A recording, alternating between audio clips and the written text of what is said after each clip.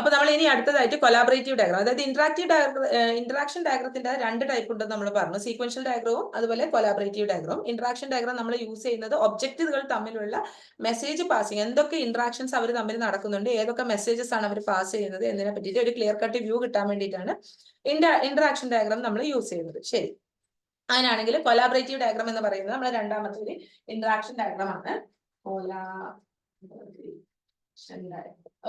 Collaboration diagram എന്ന് പറയുന്നത് interaction diagram.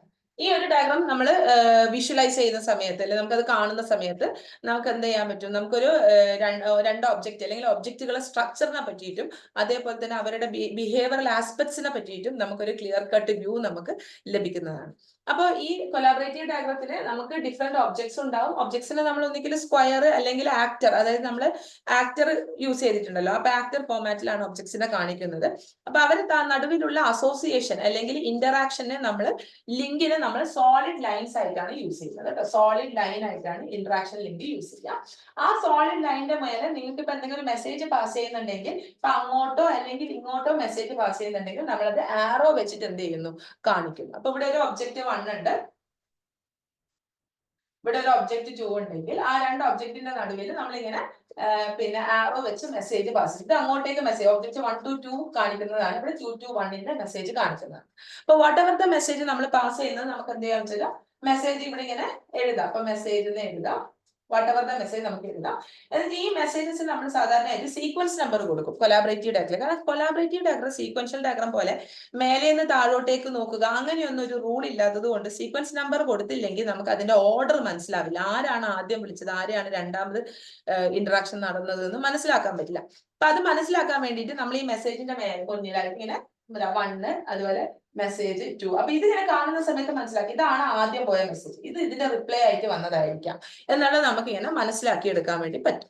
Okay, അപ്പൊ നമുക്ക് ഇനി ഈ ഒരു ഇൻഫർമേഷൻ വെച്ച്, അപ്പൊ അത്രയും നൊട്ടേഷൻസേ ഉള്ളൂ കൊലാബറേഷനിൽ. അപ്പൊ കൊലാബറേഷനിൽ നമുക്ക് ഒബ്ജക്റ്റുകൾ ഉണ്ടാവും, ആ ഒബ്ജക്റ്റിന്റെ നടുവിൽ അസോസിയേഷൻ കാണിക്കാൻ അല്ലെങ്കിൽ ലിങ്ക് കാണിക്കാൻ വേണ്ടിയിട്ട് സോളിഡ് ലൈൻ യൂസ് ചെയ്യുന്നു. അതിന്റെ മേലെ മെസ്സേജസിന്റെ എങ്ങോട്ടേക്കാണ് ഫ്ലോ കാണിക്കാൻ വേണ്ടി ആറോ യൂസ് ചെയ്യുന്നു. ആ ആറോന്റെ മേലെ what ever the message you are sending എന്നുള്ള ആ മെസ്സേജ് കാണിക്കുന്നു. ആ മെസ്സേജിൽ നിങ്ങൾക്ക് സീക്വൻസ് നമ്പർ ഇട്ട് കൊടുക്കുന്നു, അതിന്റെ ഓർഡർ ഐഡന്റിഫൈ ചെയ്യാൻ വേണ്ടിയിട്ട്. ഇത്രയും കാര്യങ്ങളാണ് കൊലാബറേഷൻ ഡയഗ്രത്തിലുള്ളത്. അപ്പോൾ കൊലാബറേഷൻ ഡയഗ്രം നമുക്കൊരു സിമ്പിൾ ഒരു കൊലാബറേഷൻ ഡയഗ്രം ഒന്ന് വരച്ചു നോക്കാം. നമുക്കൊരു ATM ട്രാൻസാക്ഷൻ സിസ്റ്റം എടുത്തുകൊണ്ട് നമുക്കൊരു കൊലാബറേഷൻ ഡയഗ്രം, ഞാനിവിടെ ഒരു ATM ട്രാൻസാക്ഷൻ സിസ്റ്റം കൺസിഡർ ചെയ്യും. ഓക്കെ, അതിന് വേണ്ടിയിട്ട് എനിക്കൊരു കസ്റ്റമർ ഉണ്ട് കേട്ടോ, ഒരു കസ്റ്റമർ ഉണ്ട്. ഈ കസ്റ്റമർ, അപ്പൊ എന്റെ ATM മെഷീൻ ആണ് അതിന്റെ അപ്പുറത്തെ ഭാഗത്തുള്ളത്. അപ്പൊ ATM മെഷീനെ ഞാൻ രണ്ടാക്കി മാറ്റാണ്. അതായത് ഇവിടെ ഞാനൊരു കാർഡ് റീഡർ എന്ന് പറഞ്ഞിട്ടുള്ള ഒരു പാർട്ടും അതേപോലെ ബാങ്ക് അക്കൗണ്ട് ഉണ്ട്. നമുക്ക് ബാങ്ക് അക്കൗണ്ടിലാണ് നമുക്ക് വേരിഫിക്കേഷൻ കാര്യത്തിനൊക്കെ നമുക്ക് ബാങ്ക് അക്കൗണ്ടിന്റെ ഭാഗത്തേക്ക് കൊണ്ടുവരും. പിന്നെ നമുക്കൊരു ATM സ്ക്രീൻ ഉണ്ട്. ATM സ്ക്രീൻ ആണ് ഈ പറയുന്ന ഇൻഫർമേഷൻസ് ഒക്കെ ഇങ്ങനെ നമുക്ക് തരുന്നത്. ATM സ്ക്രീൻ അല്ലെങ്കിൽ ഇങ്ങനെ ഡിസ്പ്ലേ ചെയ്ത് തരുന്നത്. അങ്ങനെ ATM സ്ക്രീൻ, ഇത്രയും ഭാഗത്തെയാണ് ഞാൻ ഒബ്ജക്റ്റ് ആയിട്ട് കൺസിഡർ ചെയ്യുന്നത്. അപ്പൊ ഈ പറയുന്ന കസ്റ്റമർ ആദ്യം തന്നെ എന്ത് ചെയ്യണം, ഇവരൊക്കെ തമ്മിലാണ് ലിങ്ക് ഉള്ളത്. കസ്റ്റമർ ആദ്യം തന്നെ എന്താ ചെയ്യാം, പിന്നെ കാർഡ് ഇൻസേർട്ട് ചെയ്യും അല്ലെ, അതാണ് ഒന്നാമത്തേത്. അത് ഇൻസേർട്ട് കാർഡ്. അപ്പൊ ഇൻസേർട്ട് കാർഡ് ചെയ്യുന്നു.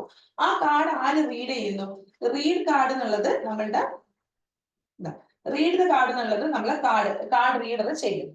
അപ്പൊ റീഡ് കാർഡ് ചെയ്ത സമയത്ത് ഇനി എന്ത് ചെയ്യണം, ATM സ്ക്രീൻ ഇനീഷ്യലൈസേഷൻ പെർഫോം ചെയ്യണം. അപ്പൊ എന്ത് ചെയ്തു, മൂന്നാമതായിട്ട് ഇനീഷ്യലൈസ് സ്ക്രീൻ ചെയ്തു. അത് ശരിക്കും പറഞ്ഞാൽ ഇവിടുന്ന് അങ്ങോട്ടേക്ക് കൊടുക്കുന്ന ഇൻഫർമേഷൻ ആണ് 3, ഇനീഷ്യലൈസ് സ്ക്രീൻ, അതായത് ATM സ്ക്രീൻ ഇനീഷ്യലൈസ് ചെയ്തു. അതേസമയം തന്നെ ബാങ്ക് അക്കൗണ്ടിലേക്ക് ഒരു ഇൻഫർമേഷൻ കൊടുത്തിട്ടുണ്ട് 4മതായിട്ട്, അതായത് ഓപ്പൺ അക്കൗണ്ട്. ഓപ്പൺ അക്കൗണ്ട് അല്ലെങ്കിൽ അക്കൗണ്ട് ഡീറ്റെയിൽസിനെ ഓപ്പൺ ചെയ്യാൻ വേണ്ടി ആവശ്യപ്പെടുന്ന ഒരു മെസ്സേജ് ബാങ്ക് അക്കൗണ്ടിലേക്ക് കൊടുത്തിട്ടുണ്ട്. കാരണം ആ കാർഡിന് കറസ്പോണ്ടിങ് ആയിട്ടുള്ള അക്കൗണ്ടിന്റെ ഡീറ്റെയിൽസ് ആണ് എടുക്കേണ്ടത് എന്ന് ബാങ്കിനോട് പറഞ്ഞത്. ഓക്കെ, ഇനി എന്ത് ചെയ്തു വെച്ചാൽ നേരെ അപ്പൊ ഇനി ഓപ്പൺ ചെയ്യാൻ പറഞ്ഞതിന് ശേഷം നമുക്ക് ഇനി എന്ത് ചെയ്യണം, ഇൻപുട്ട് ആവശ്യപ്പെടണമല്ലോ.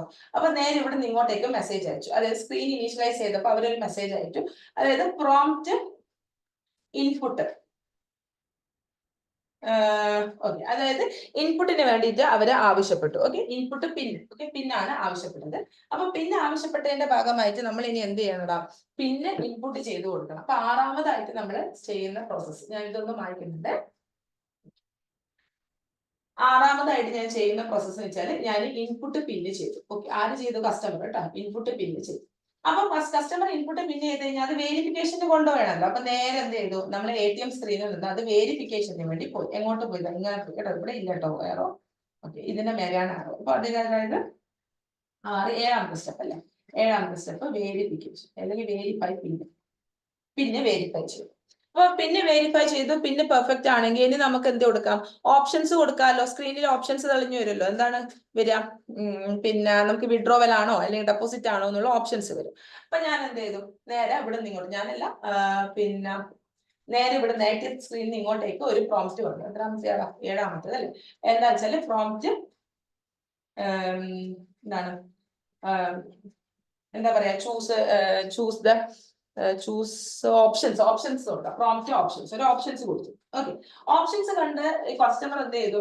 9ാമതായിട്ട് ചൂസ് ഓപ്ഷൻ ചെയ്തു. Okay, choose option. അപ്പൊ സപ്പോസ് കസ്റ്റമർ ചൂസ് ചെയ്തത് വിഡ്രോ എന്ന് പറയുന്ന ഒരു ഓപ്ഷൻ ആണെന്ന് വിചാരിച്ചു. വിഡ്രോ ദ ഫണ്ട് എന്നുള്ളൊരു ഓപ്ഷൻ ആണ് ചൂസ് ചെയ്തതെങ്കിൽ, അപ്പൊ പിന്നെ ഇനി എന്ത് ചെയ്യണം? നമുക്ക് വിഡ്രോയിന്റെ കറസ്പോണ്ടിങ് ആയിട്ട് അവരോട് പ്രോംപ്റ്റ് എമൗണ്ട് അല്ലെ, അവർക്ക് എത്ര എമൗണ്ട് ആണ് വിഡ്രോ ചെയ്യേണ്ടതെന്ന് ചോദിക്കണ്ടേ. അപ്പൊ എമൗണ്ട്, പ്രോംപ്റ്റ് എമൗണ്ട് ആവശ്യപ്പെട്ടു. അതിന്റെ ഭാഗമായി കസ്റ്റമർ എന്ത് ചെയ്തു? ഇൻപുട്ട് എമൗണ്ട് ഇൻപുട്ട് ചെയ്തു. ഓക്കെ, എമൗണ്ട് ഇൻപുട്ട് ചെയ്തു. ഇൻപുട്ട് ചെയ്തതിന് ശേഷം നേരെ നമുക്ക് ഇനി എന്ത് ചെയ്യാം? വിഡ്രോവൽ പ്രോസസ്സിലേക്ക് പോകാമല്ലോ അല്ലെ. ഓക്കെ, നേരെ എന്ത് ചെയ്തു? 10, 11. ഓക്കെ, 11ആയിട്ട് നമ്മൾ വിഡ്രോ പ്രോസസ്സിലേക്ക് പോയി. Withdraw fund. അപ്പൊ നേരെ നമ്മളെ ബാങ്ക് അക്കൗണ്ടിലേക്ക് പോയി. അപ്പൊ ബാങ്ക് അക്കൗണ്ടിലേക്ക് വിഡ്രോക്ക് പോയി കഴിഞ്ഞാൽ അപ്പാടെ വിഡ്രോ ചെയ്യല്ല ചെയ്യാം. നമുക്ക് ബാങ്ക് അക്കൗണ്ടിൽ എന്ത് ചെയ്യേണ്ടി വരും? ബാലൻസ് ചെക്ക് ചെയ്യേണ്ടി വരും. അപ്പൊ ബാലൻസ് ചെക്കിങ് എന്നിട്ട് എന്ത് ചെയ്യണം? ഫണ്ട് പിന്നെ അവർക്ക് വിഡ്രോ ചെയ്തിട്ട് അവരിലേക്ക് കൊടുക്കണം. അപ്പൊ അതിന് വേണ്ടിയിട്ട് ഡിഡക്ട് ദ മണി. എന്നിട്ട് അതിനുശേഷം 13ആയിട്ട് അതിനെ ഡിഡക്ട് ചെയ്തു. ഡിഡക്ട് മണി കേട്ടോ. മണി അവിടെ ക്ലിയർ അല്ല, എന്നാലും ഡിഡക്ട് മണി എന്നാണ് എഴുതിയത്. മണി ഡിഡക്ട് ചെയ്തു. അപ്പൊ അങ്ങനെ മണി ഡിഡക്ട് ചെയ്ത് കഴിഞ്ഞു കഴിഞ്ഞാൽ അവിടെ പ്രോസസ്സ് തീർന്നില്ലേ. ഇനി നമുക്ക് എന്ത് ചെയ്താൽ മതി? കാർഡ് അങ്ങ് റിട്ടേൺ ചെയ്ത് കൊടുത്താൽ മതിയല്ലോ, പണി കഴിഞ്ഞല്ലോ. അപ്പൊ നേരെ ഇവിടുന്ന് ബാങ്കിന്റെ അടുത്തുള്ള മെസ്സേജ് പോയി 14ാമത്തെ, അതായത് റിട്ടേൺ കാർഡ്. അപ്പൊ എന്താവും? കാർഡ് റീഡർ കാർഡ് റിട്ടേൺ ചെയ്ത് കൊടുത്തു. അപ്പൊ ഇതിപ്പോ ഒരു സിമ്പിൾ ആയിട്ട് ഞാൻ എന്ത് ചെയ്തതാണ്? ഒരു കൊലാബറേറ്റീവ് ഡയഗ്രാം, ATM ട്രാൻസാക്ഷൻ സിസ്റ്റത്തിന്റെ കൊലാബറേറ്റീവ് ഡയഗ്രാം വരച്ചതാണ്. അപ്പോൾ നന്നായിട്ട് മനസ്സിലാക്കുക. അപ്പൊ നമ്മളിവിടെ ഇത്രയും ചെയ്തിട്ടുള്ള എല്ലാ ഒബ്ജക്ട്സിനെയും നമ്മൾ കാണിച്ചിട്ടുണ്ട്. ഒബ്ജക്ട്സിന്റെ നടുവിലുള്ള അസോസിയേഷൻ കാണിക്കുമ്പോൾ നമുക്ക് ഈ ആറോ ഇടണ്ടേ, എന്നോട് അറിയാണ്ട് ആറോ ഇട്ട് പോയിട്ടുണ്ട്. അസോസിയേഷൻ കാണിക്കുമ്പോൾ ആറോ ഇടേണ്ട ആവശ്യമില്ല. അസോസിയേഷന്റെ മേലെ മെസ്സേജ് എങ്ങോട്ടേക്കാണ് പാസ് ചെയ്യുന്നത് എന്നുള്ളതാണ് നമ്മൾ ആറോ വെച്ച് കാണിച്ചിരിക്കുന്നത്. അതിൻ്റെ അകത്ത് ഏതൊക്കെ മെസ്സേജ് ആദ്യം പോയി പിന്നെ ആര് പോയി എന്ന് ഐഡന്റിഫൈ ചെയ്യാൻ വേണ്ടിയിട്ടാണ് നമ്പറിംഗ്, സീക്വൻസ് നമ്പറിംഗ് നമ്മൾ കൊടുത്തിരിക്കുന്നത്. അപ്പൊ ഇവിടെ ഇപ്പൊ നടന്നിരിക്കുന്ന കസ്റ്റമറിന്റെ അടുക്കുന്ന ആദ്യം കാർഡ് റീഡ് ചെയ്യുന്നു, അത് ഇൻസേർട്ട് ചെയ്ത കാർഡ് റീഡർ റീഡ് ചെയ്തതിന് ശേഷം ആ സമയത്ത് ATMത്തിന്റെ സ്ക്രീൻ ഇനീഷ്യലൈസേഷനും അതേപോലെ ബാങ്ക് അക്കൗണ്ടിലെ ഇനീഷ്യലൈസേഷൻ അല്ലെങ്കിൽ ഓപ്പൺ ചെയ്യുന്ന പരിപാടിയും ആര് ചെയ്തിട്ടുണ്ടാവും? കാർഡ് റീഡർ മെസ്സേജ് പാസ് ചെയ്തിട്ടുണ്ടാവും. ഇനി ഈ ATM സ്ക്രീനിന്റെ അകത്ത് ആദ്യം തന്നെ പിൻ എൻട്രിങ് ആവശ്യപ്പെടുന്നു, പിൻ എൻ്റർ ചെയ്യുന്നു. ആ പിന്നെ വേരിഫിക്കേഷൻ ആര് എവിടെ ചെയ്യും? ബാങ്ക് അക്കൗണ്ട് പോയി ചെയ്യും. വൺസ് ദ വേരിഫിക്കേഷൻ കഴിഞ്ഞ് വാലിഡ് ആണെങ്കിൽ എന്ത് ചെയ്യും? നമ്മൾ ഓപ്ഷൻ സ്ക്രീന് കാണിക്കുന്നു. ഓപ്ഷൻസിൽ എന്താ വെച്ചാൽ ചൂസ് ചെയ്യുന്നു, വിഡ്രോവൽ ഓർ വാട്ട് എവർ. അതിന്റെ എമൗണ്ട് എൻ്റർ ചെയ്യുന്നു. വൺസ് ദ എമൗണ്ട് എൻ്റർ ചെയ്ത് കഴിഞ്ഞാൽ നേരെ ഫണ്ട് വിഡ്രോവൽ പ്രോസസ്സിലേക്കാണ് പോകുന്നത്. ബാലൻസ് ചെക്ക് ചെയ്തു, ഓക്കെ ബാലൻസ് ഉണ്ടെങ്കിൽ ഡിഡക്ട് ദ മണി എന്നുള്ള പ്രോസസ്സിലേക്ക് പോയി. മണി ഡിഡക്ട് ചെയ്ത് കഴിഞ്ഞാൽ വേറെ ഇനി പണിയൊന്നുമില്ല. നേരെ എന്ത് ചെയ്യുന്നു? റിട്ടേൺ കാർഡ് ചെയ്യുന്നു, കഴിഞ്ഞു. അപ്പൊ ഇതിനകത്ത് ഞാൻ ഇനിയിപ്പോ do you want to continue എന്നുള്ള കേസൊന്നും ഞാൻ കൺസിഡർ ചെയ്തിട്ടില്ല. അത് നിങ്ങൾക്ക് വേണമെങ്കിൽ അതും കൂടെ കൺസിഡർ ചെയ്തുകൊണ്ട് ചെയ്യാം. ഓക്കെ, അപ്പൊ ഇതിനെയാണ് ഒരു കൊലാബറേറ്റീവ് ഡയഗ്രാം എന്ന് പറയുന്നത്.